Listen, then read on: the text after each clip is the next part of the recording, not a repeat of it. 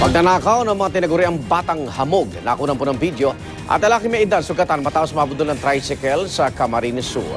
Darito ang report.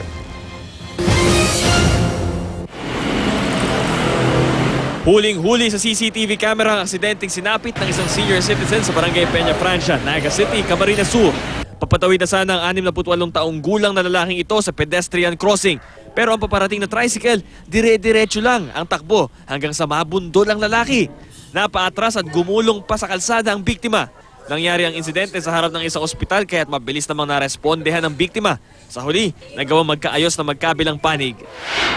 Sa cellphone video na ito ng isang motorista na kuha naman sa Maynila, makikita ang puwersahang pagbukas ng dalawang binatilyo sa isang truck na naiipit sa traffic sa Santa Ana. Ang isa, tuluyang pumasok para pagnakawan ng truck. Ilang saglit pa, bigla silang tumalon pababa na matunugan na papalapit ang pahinante ng truck.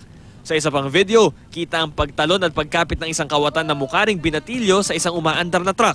Nang makakuha ng tiyempo, walang takot niyang inangat ang trapal ng truck at tumukot ng kargamento.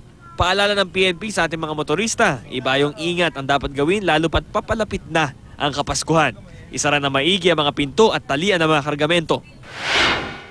Sa Pampanga naman, nagkabasag-basag ang mga salamin sa pintuan ng Candaba Municipal Police Station matapos umunong pagbabatuhin ng mga lasing na lalaki. Nag-ugat ang pambabato matapos arestuhin ng mga pulis ang isang lalaking lasing umano na inirereklamo dahil sa panggugulo sa isang inuman. Nang dalhin siya sa presinto, dito na sumugod ang 3 kaanak umano ng suspect at pinagbabato ang himpilan. Inaresto rin ang 3 lalaki matapos ang insidente. Tumanggi muna magbigay ng pahayag ang pulisya at mga suspect kaugnay ng insidente. Para sa unang balita, Bam Alegre reporting.